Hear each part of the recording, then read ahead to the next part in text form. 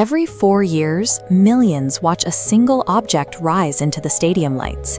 It is the most desired prize in international sports.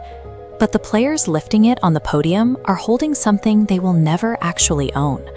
Right after the celebration ends, the original is secured and locked away by FIFA, while the winning team takes home a gold-plated replica instead.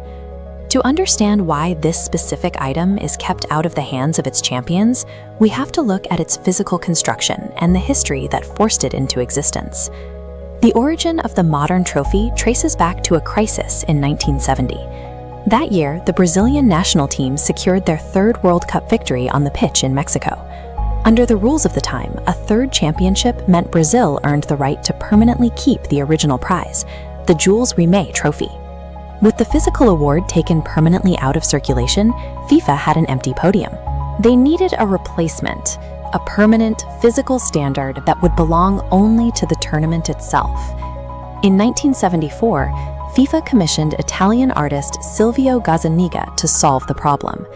His winning design forms a spiral out of the base, shaping into two distinct human figures extending their arms upward. Those figures are sculpted to carry the weight of a sphere, representing the Earth, resting entirely on their shoulders. The posture represents athletes from different nations coming together to elevate the world through sport. It is a purposeful piece of sculpture, built from the ground up to establish the visual identity of the modern tournament. Beneath that artistic shape is a highly specific metallurgical formula.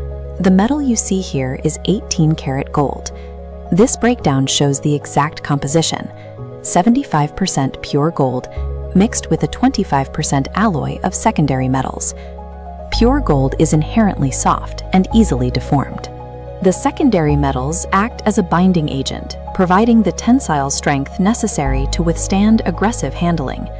With a weight of 6.175 kilograms, the trophy's mass and reinforced alloy provide the physical durability required to survive decades of transport and use. Creating that exact structural shape requires an intense physical process. Inside the foundry, the raw 18-karat alloy is exposed to extreme temperatures until it reaches a completely liquid state. Skilled craftsmen then pour this molten metal into a highly precise mold to cast the figures and the globe. Even a microscopic air bubble or a slight shift in temperature can ruin the entire casting, forcing a start from scratch. Once cast, the raw structure undergoes hours of manual polishing to achieve a flawless mirror-like finish across every curve of the human figures. Ultimately, the demanding and precise nature of this forge makes the final physical object nearly impossible to perfectly duplicate. The gold structure, however, does not stand on its own.